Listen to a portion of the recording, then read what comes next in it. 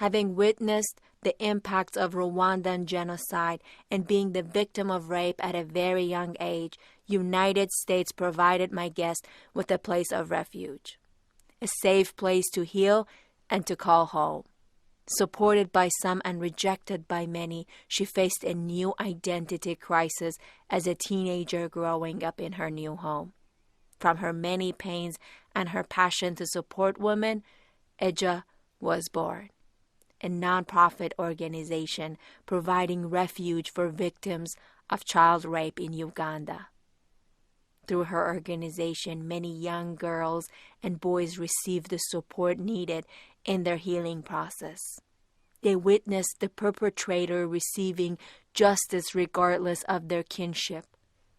Through her speeches in UN or as a TEDx speaker, she continues to bring the issue of sexual violence in Africa to light.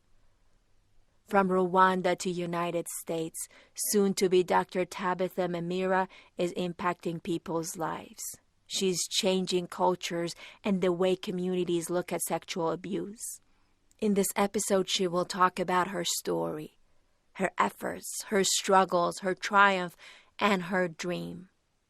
So go ahead, grab your cup of tea and join me in this episode of Empowering Conversations. But wait, before you do, let me warn you. There will be parts around minute 16 and afterwards where Tabitha talks about EDJA formation and her role in helping sexually abused children that will contain content that might be disturbing to some.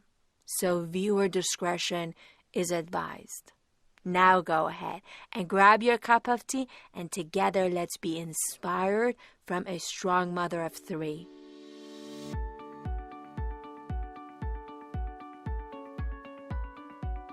Hello and welcome to the Empowering Conversations podcast, a place to get inspired, challenged, and empowered by stories of immigrants who build their success from zero. I'm your host, Mehran.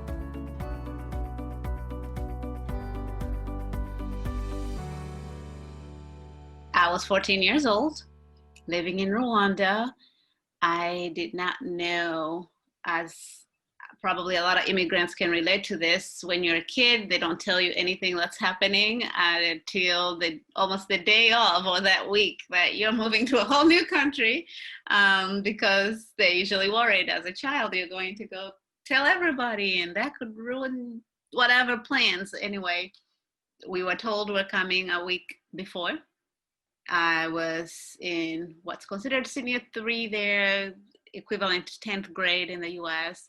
And my sisters, 3 of my sisters and myself were going to come first. My dad had moved here maybe 4 or 5 years earlier, and had found a way to bring the rest of the family to join him. But my mom and my little brother were going to stay for at least another year and then hopefully join us too. If you're open to mentioning, how did you move to the States? Was it through a visa? Was it a refugee? How did you move to the States, basically? Well, I was in Uganda for the genocide and were able to get out of that and then moved back to Rwanda after it.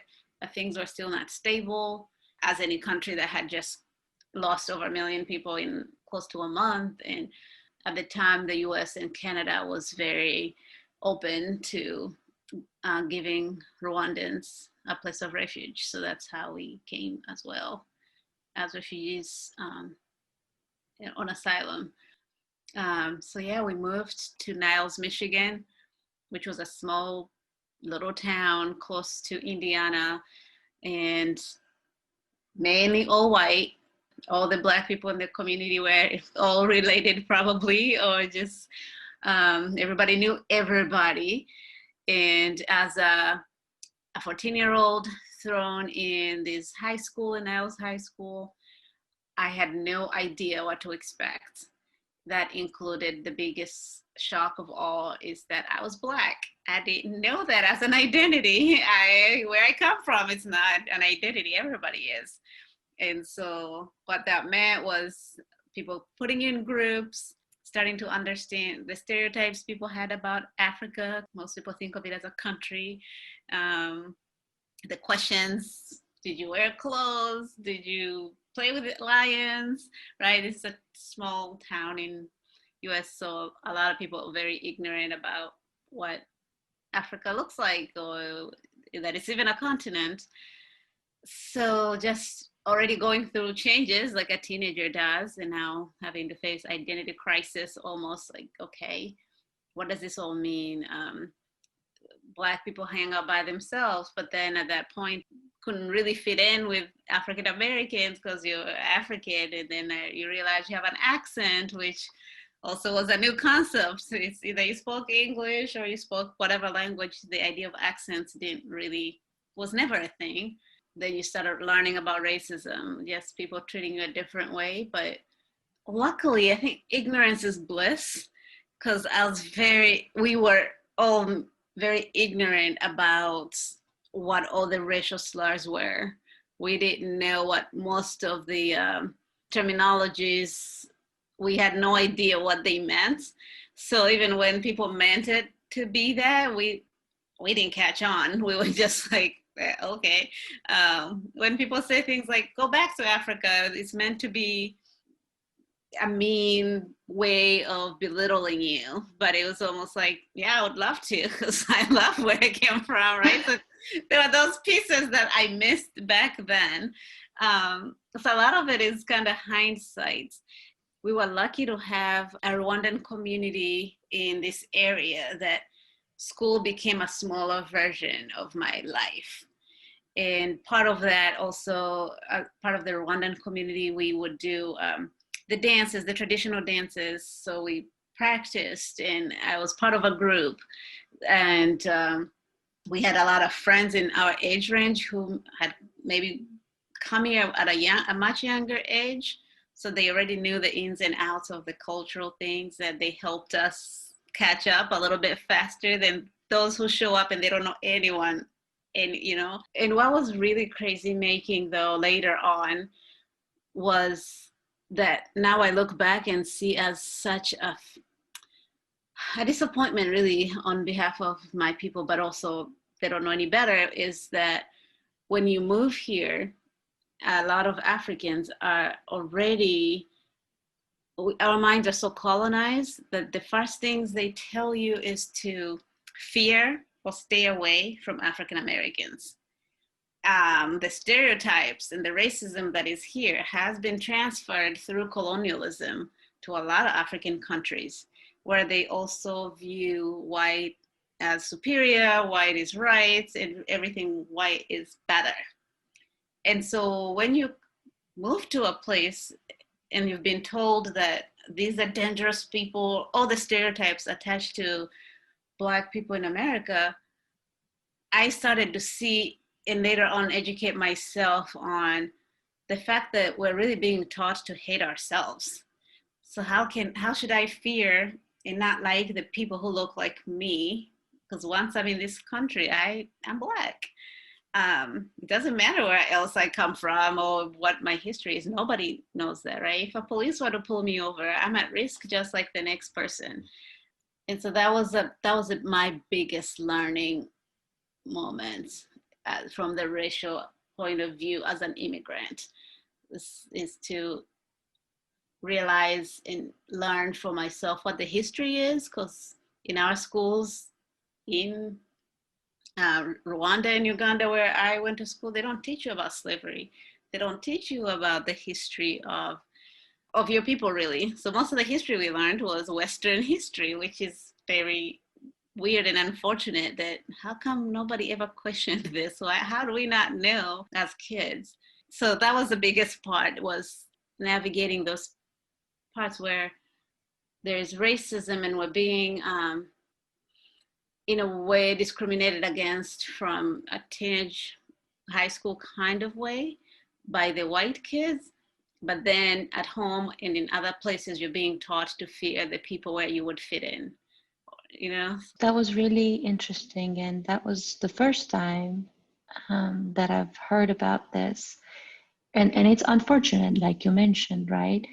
it's unfortunate that we are taught to hate one another. Is that something that's still taught, you think, within the community as well, or? Unfortunately, I think it still is. More and more generations that are born and raised here, we try to educate the older people who only hear and see things from what they've been taught as well. So as immigrants, you face a lot of barriers around citizenship and learning the culture, right? You're almost starting from scratch. And one piece that keeps them staying with the mindset is like, well, if we are struggling this much and we can still make it, so to speak, whatever make it means, how come they were born here and they're still facing the challenges they're facing? And that almost the same argument of pull yourself up with your bootstraps kind of idea. And that's usually what keeps them stuck in not having the empathy or the understanding of how the systems have been created to really oppress people of color in this country, because they don't know the history. And is that how African Americans view the Black immigrants as well? From a lot of what I've heard and kind of experienced, most of them do think that Africans think of themselves as better than them, which they're not wrong. A lot of Africans, right? Because of that same concept. Everybody kind of stays in their own areas of mind and very little discussion or crossover. Why do you think that? And what is it behind, so I don't think those two groups have ever really, I mean, of course, on an individual level, everybody has friends and all of that, but in general, from how I view it, there is also that piece of divide and conquer. So a lot of white people feel safer around Africans. From their mind, they say they're not as angry, or they don't bring up the race issue as much, even though they're also Black and living in this country, forgetting that we have a very different history, right? Like, we don't have much to be angry about in terms of racism, because most of us came here to find a better way, a better life. And the slaves didn't have a say in that. Anyway, so because of that, then you find that a lot of white people will treat an African differently or better than they would an African American. And then that also kind of makes another bigger gap between the two groups.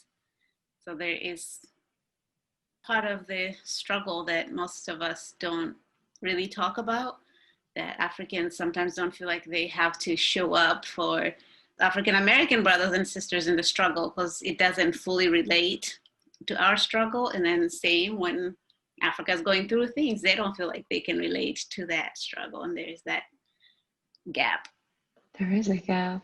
Yeah, but it's really different branches of the same tree. It's all racism and colonialism. It's all based in white supremacy, and we're all victims of the same evil, but looking at it from a different level, so to speak. Yeah. Point of view. Yeah.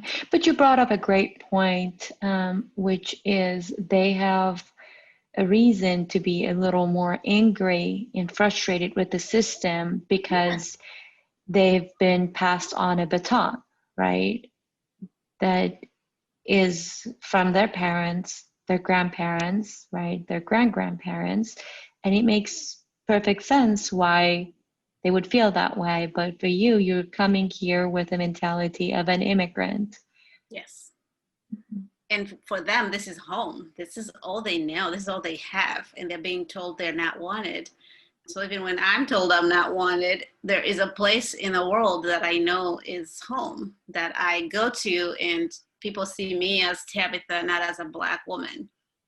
But they don't have that. There's, back to your point of belonging, right? When you have a place you can say, I am seen for who I am, that changes a lot in your psyche and in how you show up. But the one place they have and they know continuously tells them they don't belong. And there's nowhere else in the world they can trace as a place they can call home. That's different. That's difficult. That's a difficult, yeah, it's a struggle. Listening to her, I thought of my 10-year-old boy, and I couldn't stop and wonder, will he have the same issues? Would he lack the sense of belonging that pains some of us immigrants? Do we unconsciously aggress toward one another? After all, most of us came to this great land to provide a better future for our children. Are we really creating communities where they belong? Coaching tip: to create a more inclusive community for ourselves and our children, let's listen to one another more. Let's assume positive intent in every discussion we have. Let's learn how to love ourselves so that we can love one another. Can you tell our audience about EDJA? I always knew I wanted to do women empowerment work, but I had a different path, right? So to start off, I was like, I'm never getting married because men get in the way of your dreams and jobs. I want to travel the world and meet women in like crisis areas. I would see myself like at the front lines of any kind of crisis, like Syria or Afghanistan, you name it. I wanted to be there for women who are traumatized and children who have no say in how all these issues, especially sexual violence. When I finished school, I got my master's in psychology, and I said, all right, before I really commit to this PhD thing, let me go see if what it looks like in the field is really what it is. So I moved to Rwanda. I started working with women who had been raped in the genocide and had children out of these rapes, and they were living in poverty and just complex trauma. And as I'm working with them and learning a lot and growing in that sense, my mom passes away in the US in like a car accident, and my dad goes in a coma. He was the driver. So I pack up everything and move back to Michigan. And I knew then that I never wanted to be that far from my family again, because that was the longest flight. So I come back, I start over. And as I'm rebuilding, I'm like, all right, maybe this is the time to now go back for my PhD. And then I'm trying to, of course, find a job as well. That's where I met my husband. And we had kids in the first 2 years of our marriage, including twins. That was a surprise. Like, oh my God, what am I gonna do? There goes my dream. I mean, I'm excited about the kids, but like, there's so many. But my husband was running a nonprofit, and that's part of how we got to meet, and how I gave into the marriage thing, because he kept challenging me like, well, what you're saying your dream is what I'm doing. So you would just have a partner to support you in this. I'm like, yeah, you got a point. So I'm giving you all that background to come to where EDJA started. So in 2015, I'm raising the kids. I've started to get a hang of this thing. And so we go to his nonprofit, which is a school called Nyaka. And it started as a school. Now it was like this holistic approach piece where there is clean water and medical clinic and orphans, HIV/AIDS orphans who are getting a free education, and grandmothers, over 10,000 of them, who are taken care. I mean, it's absolutely amazing. And when I got there, I was like, one piece is missing. Being in the psychology world, I'm like, they have a lot of trauma, but there's no therapy here. There's, what can we do? And that's the mindset I walked in with, like, let's figure out where their trauma is most salient, because we know there are a lot of pieces. And so as we were asking around, this one teacher just says, well, there's this little girl in class and she was raped yesterday. Yeah, so he says that, but he says it in a very nonchalant way, like just something that always happens, or it's no big deal. So I talked to this little girl, she's 9. It wasn't even the first time, and she's in class. Oh, broke my heart. And I said, okay, we gotta do something. So we looked into the case. It turns out you have to pay to get any kind of medical attention. Most people can't afford that. You have to pay for the police to make an arrest, even when you know the person, even when you have all the evidence in the world. They won't move unless you make some kind of payment. So we did that for her, and I had a couple sessions with her and grandma, who was her guardian. So I'm like, okay, we took care of that. We're good. Put the guy away so she's safe. And then during that same week I'm there, another girl hears about this and comes to find us. And she had been a victim since she was 4, and now she was 19, and the dad is the perpetrator. So every time they try to do something, because patriarchy and poverty, dad would find a way back home. He would pay his way out of jail. Mom would sacrifice one child because he's the provider. If he goes away, what are they going to eat? While we're dealing with that with her, a grandmother, another one, comes forward too, hears about this and says, and this was my breaking point, brings a 5-year-old who had just been assaulted by her grandfather, who was HIV positive.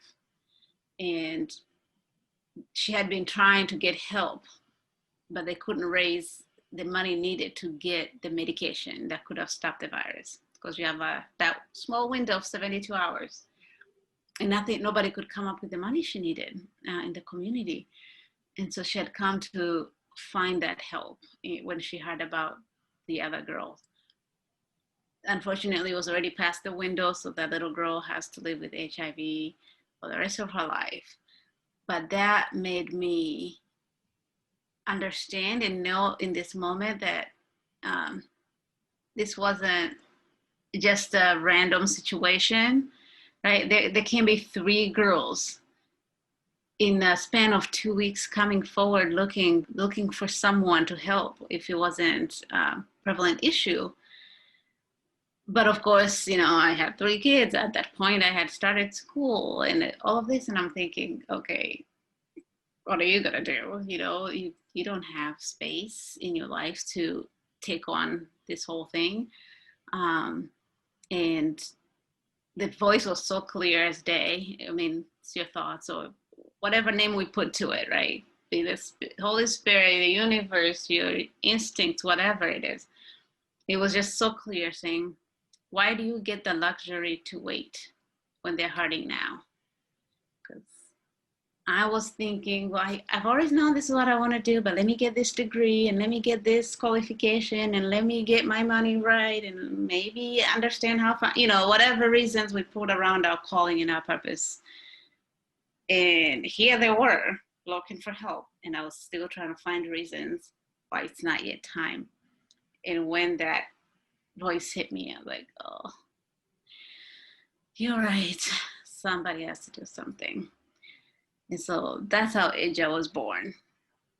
I came back to the US from that trip, and I'm a slow processor. Things hit me way later than everybody else. I think that's why I work well in crisis, because in the moment I don't see anything. I'm just focused. And once I got back, it just all hit me. And for the first time in my whole life, after all these years of working with survivors and through research, through therapy, that little girl, that 9-year-old, her story sitting across from her felt so real. I started processing. It felt like I was looking in the mirror, and for the first time, I could see the 11-year-old self who never got any help, who never talked about her assault.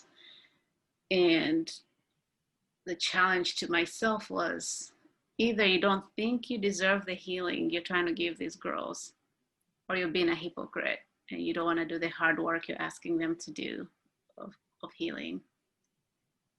And that was the first time I face that 11-year-old inside and acknowledged the pain, apologized almost for ignoring it, and went to therapy for the first time and said, if I'm going to do this work, I have to heal her first so she doesn't come through. Or that you can't take someone where you haven't been. That's what I believe in. So if I'm going to stand on any stage or in front of anyone, in a little girl who's suffering, and give them my intellectualization of what healing looks like, and I'm not willing to do that for myself, I would not help anyone. So through their courage, I got the courage to also heal. And EDJA became saving grace for me, for that 11-year-old me, and now saving grace for a lot of girls and boys. Actually, we even got boys to come out now and report this. So yeah. How many boys and girls total have your organization helped? Right now, boys have only been 2, but in a country like Uganda, that's unheard of because of their view on homosexuality and very stringent, backwards way of looking at that. But yeah, so we've had 2 boys come forward, and over 100, maybe we're coming to 200 now, general girls who receive counseling, medical, legal, and that grandfather I talked about got 32 years in prison, which was the first case hard and sentenced to the extreme in that village, because before that, before EDJA, they would consider it as a family issue, and they'll just have the victim and the perpetrator to negotiate what they think is worth. And usually it would be like a goat. Somebody gave a goat to a family. This little girl's life has changed forever, and the message you're sending is she's worth a goat. So that was part of EDJA's work too, is to remind these girls that they have value and they are worth more than what society was telling them they were, and they're worth fighting for and getting justice for them. What was the youngest victim you've had? I know you talked about the 4-year-old, the 5-year-old. Did you have someone that was younger, Ben? In our case, the 4-year, and I'm hesitating because I'm trying to think if that was our district or somewhere else. I've heard worst cases like 1-year-olds during the time of, but this was when a lot of people thought the myth around you can heal HIV by sleeping with a virgin, and they started raping a lot of babies. But I think in our case, the youngest has been 4. Yeah. And I was going to actually ask about that myth, and did it have to do with the raping of that young kid, or is it just a cultural norm in that community? I think in Uganda, they did a great job around fighting stigma and educating people around HIV and AIDS. That when that myth was going around, it was mainly in South Africa. That's where we heard a lot of that happen. So for what would be responsible for that, and I think it's just, I guess most of us don't understand it. Like, what possesses a grown man to want to sleep with a 4-year-old?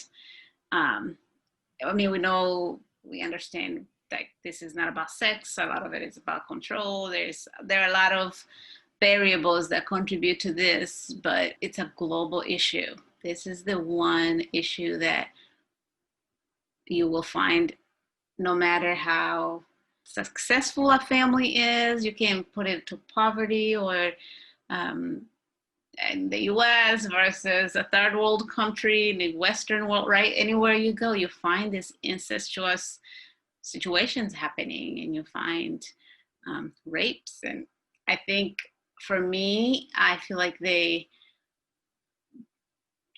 common denominator is the value placed on a girl's life and a woman. There's just that shared view of women's worth and role. And so when it comes to some of the villages, it's like, well, she's going to eventually, that her only reason for living is to be married and bring children to the world. So even when she's raped at a young age, there's thinking, well, it's bound to happen. That's what she's made for.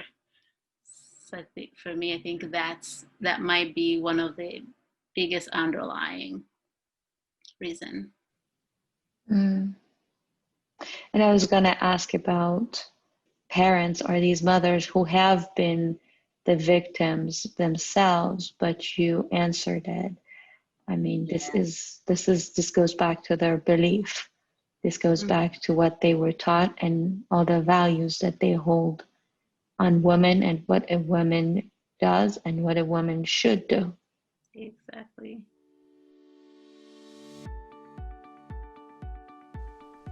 All of us have been raised with internal beliefs about women's role in the family, in the community, and at work.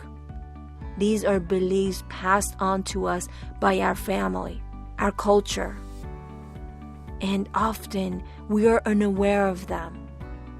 As Tabitha pointed out, to make sure we don't pass the wrong baton to our children, our girls and our boys, we should investigate those thoughts. We should ask each other very hard questions. We should practice a little more culture humility and let go of the beliefs that don't serve us. To start that process right now, I'd like to ask you a favor.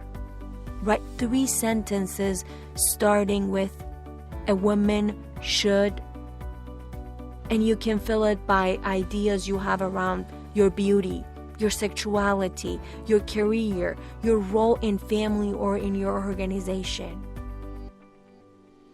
And once you do, ask yourself, who taught you that idea? How does each belief serve you, especially right now? If you're an overachiever like me and really want to dig through those beliefs, do what my dad always advised me to do. Write a pros and cons list.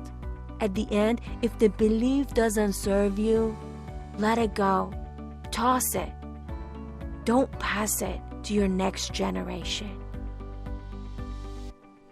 And if it does serve you, enjoy it. Celebrate it. Celebrate your family and your culture for it.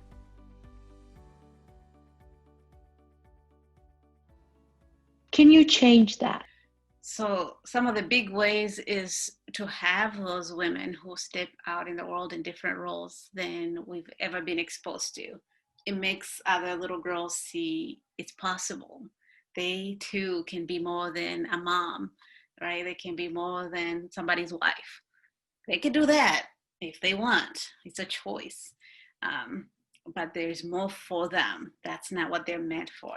So that's kind of the big ways, is just putting in their faces women who have done differently. Or some of the ways that are more practical and tangible that we've been doing in the community and personally is education, right?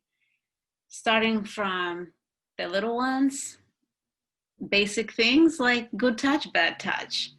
A child should know they have agency and rights over their body. Nobody can touch you without your consent or permission, both boys and girls. And then both boys and girls being taught respecting the other. A lot of cultures that do the dowry, right, where they're literally paying for the girl. So when you pay for something, you own it. It's yours to do as you please. I paid for my phone. I can break it if I want. I can use it to call or never touch it. I pay for it, right? So that mentality is passed down to even the little boys in behaviors, and kids do what they see, not what they're told.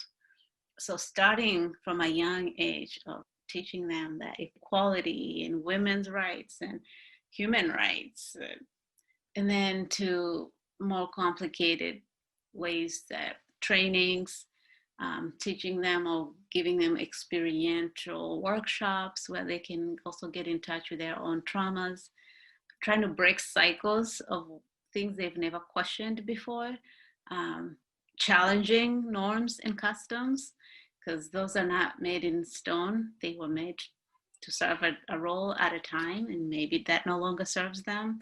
So helping them come up with their own solutions.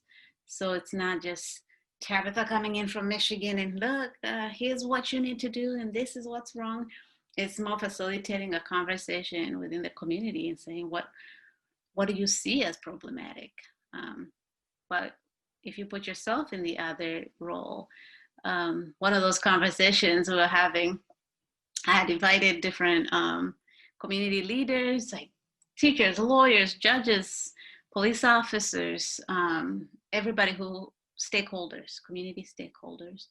And so one of the exercises I had them do, men went by themselves and women went by themselves, and I had them write questions they would never ask the person of the opposite sex, like around gender, sexuality, sexual violence, anything that you would never dare utter and ask a man that question if you're a woman, and a man that you would never ask a woman that question. And then we just threw those, we exchanged those questions, they're anonymous, had them each answer the questions in their groups, and then we came back together. And man, oh man, those were some interesting conversations and questions. Some of them asking, I mean, you name it, it was on there. But one thing that happened while we're talking about that, I think we got to a topic of marital rape. Is that a thing? Could that be a thing in this context? And of course, a lot of men were saying no. I mean, well, usually the argument around that is I paid, or once you get consent once, it's consent forever, or marriage is pretty much an open consent, right? Open invitation. So all of that. And then one man he said, well, for us in this area as men, Bachiga men, our women don't know when they want to have sex. It's our job to force them. So, yeah, and he was dead serious. He's educating me on how it's done in his village. And I said, that's fair. Let's think about where you got that from. And he starts naming, it's all other men who have told him this, even uncles and friends. And I'm like, okay. Then I said, well, we have all these other women who are Bachiga women who are in your community. They are mostly married. Why don't we ask the source instead of other men? Like, by a show of hands, how many women here like to be forced? And of course, nobody. And then the conversation changed. He went from, initially he was defensive and kind of trying to show me how this is a crazy Western idea of marital rape. And it turned into other women that he respects, that he's known, educating him on what that means for them and what that looks like. And it was very, for me, validating in the idea of having open communication around any issue. So at the end of that workshop, they literally, everybody in that group just came together and started different ways they can support girls in the area without even EDJA intervening. I think the following week, a little girl was attacked, and the people in that workshop intervened and paid.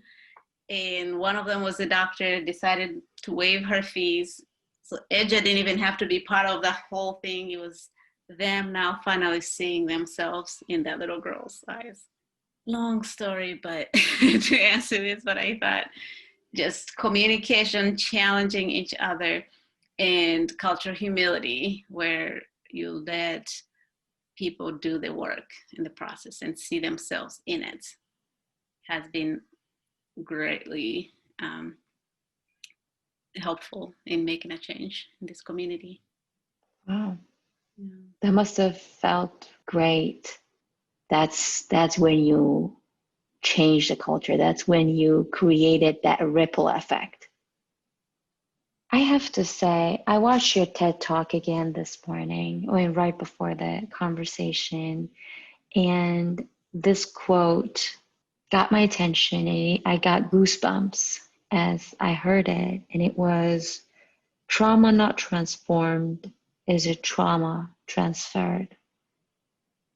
And it seems like you transformed something within yourself, and you are transforming that for others.